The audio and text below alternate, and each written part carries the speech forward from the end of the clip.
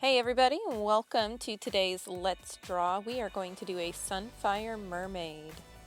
To begin with, we're going to put in our reference lines. These are just really lightly markings on our paper to indicate about where our body parts are going to lie. We've got at the very top for the head, the bottom for the feet, which we don't have feet, but if we did, and then we're just kind of segmenting it. Up here we've got the torso. I'm working on the head right now. We're doing a 3/4 profile image, so keep that in mind as you're sketching that roughly in.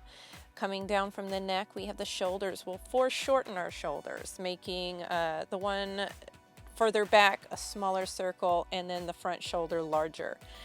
When we draw in our rib cage, it's kind of like a softened triangular shape. Coming down our hips, we have a more hourglass figure, and then we're just sweeping the tail out to the side, trying to give this mermaid a little bit of an in-motion appearance.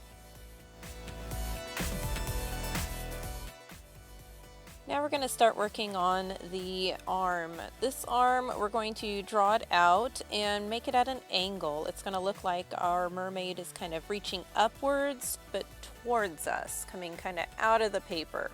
You make a mistake, that's okay. We just go back and try again.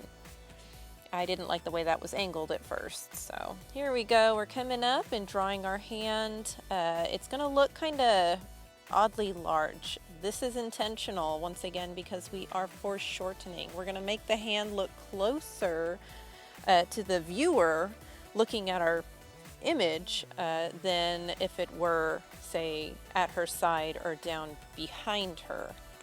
As we work on doing the chest, we want to make sure that we're keeping it in the region between below the shoulders and above where the bottom of the rib cage ends. As we begin to sketch in our other arm, keep in mind that it is behind the body. This is not going to appear as close, so therefore our arm should be a little bit smaller than the other arm that is closer, reaching out more so towards us. I'm going to go ahead and start sketching in where I want the clothing or scale-like outlines and coverings to come in.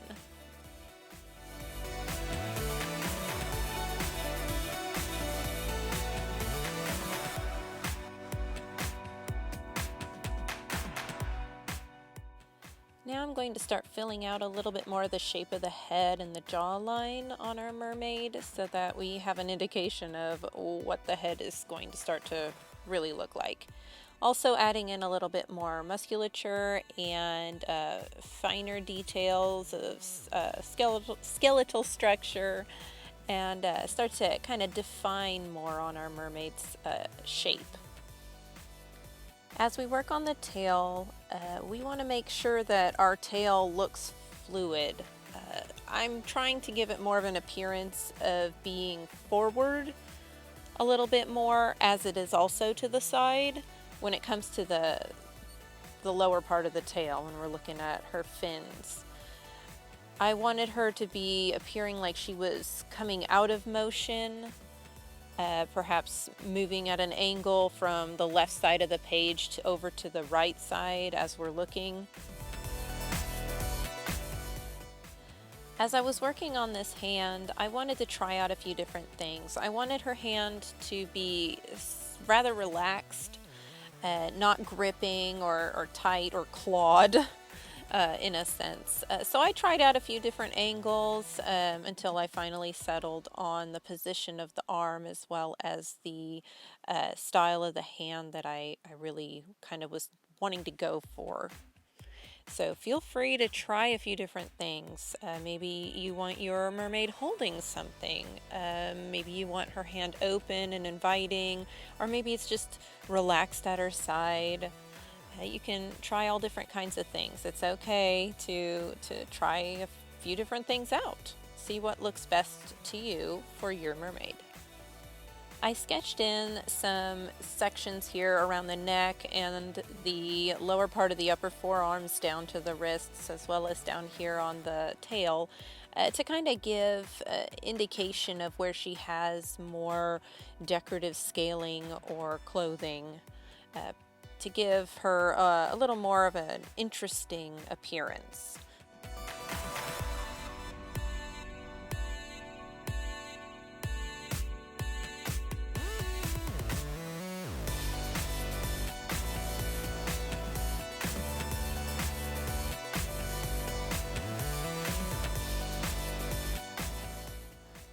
hands and fingers can be pretty tricky and quite a challenge, especially when we're starting to consider them in different poses. So feel free to take reference from your own hands. Take a look at them. You got them, use them. So uh, don't stress so much about trying to get it absolutely perfect, particularly the first time. It can take several tries to finally find what you like most. As we get started on the face, you can draw some lines to help grid out your face, giving you some reference as to what features are to be where as far as location on the face. You want to make sure that your pencil is sharp and fine pointed for the fine details that we're going to start applying, especially with how small many of the features are, such as the eyes and our nostrils and the mouth itself. Using our reference points, we can indicate where the nose is and where our brow line is and draw our arc from there.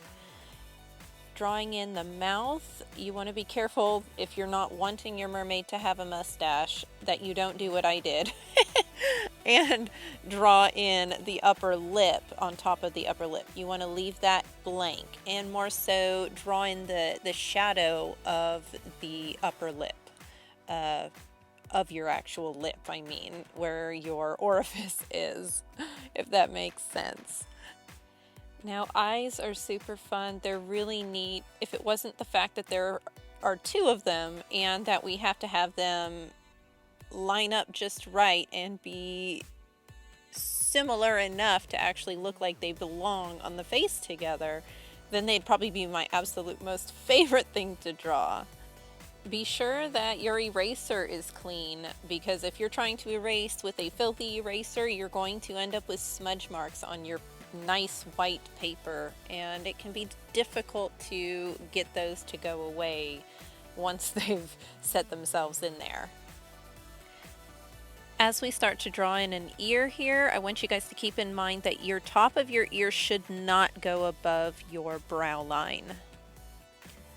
We're going to start in on our hair. This mermaid, I envisioned her to have some thick, full hair, a huge part being because she's in the water, and the water kind of promotes this weightlessness. So as she's moving, especially when she stops moving, that hair just kind of billows out from where it was. So I wanted to make sure that I gave her lots of volume, lots of area to work with, yet still keep with the idea of a flow with her hair.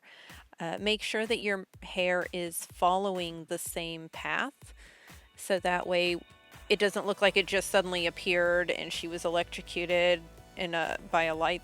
I was going to say by like a light socket, stuck her finger in there or something, but we could say maybe a jellyfish or something, and she didn't touch the caps, she touched the little tentacle stuff hanging out there. So you want that for your mermaid, hey, go for it. I would love to see it. But for this specific drawing, I went with more of a, she was in motion, she's pulled up here, and she's kind of stopped, and her hair's still trying to catch up with her, and we see it kind of billow up above her and to the side, following that flow. So just remember, follow the same flow. Allow it to have some character, though. Bring some wisps and curls and the way that it kind of moves on its own. We want to bring those characteristics in. That makes it a lot more interesting, and certainly can make it look really pretty.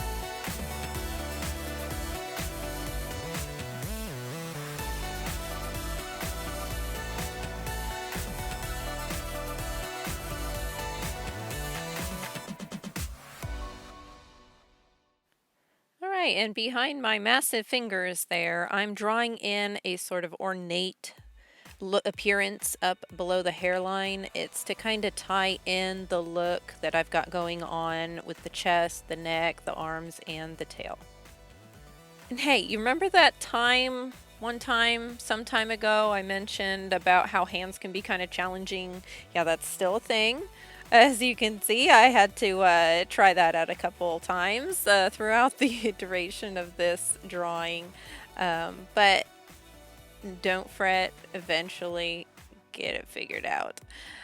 So bit by bit, every mistake is just another opportunity to step forward and get ever closer to that goal, to achieve the image that I'm trying to portray.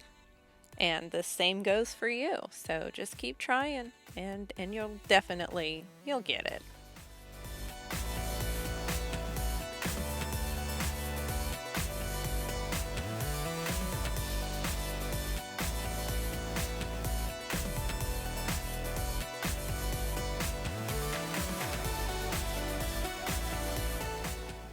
If you choose to do an outline with your sketch to kind of take it the next step further, then keep in mind you really want to be cautious not to add your bold, dark outline to areas that are more fine featured. Be conservative when you are drawing in, particularly features on the face, because you can, when you come in to go do your coloring, you can kind of work with your colors to give those more subtle details in lines, such as the musculature on the abs and the definitions of the face. And that is it. Our mermaid is complete. I'd love to see yours. Maybe you went with a different color theme. I would really love to see it. So please share with me your mermaid pictures. And thanks so much for joining me on our Let's Draw.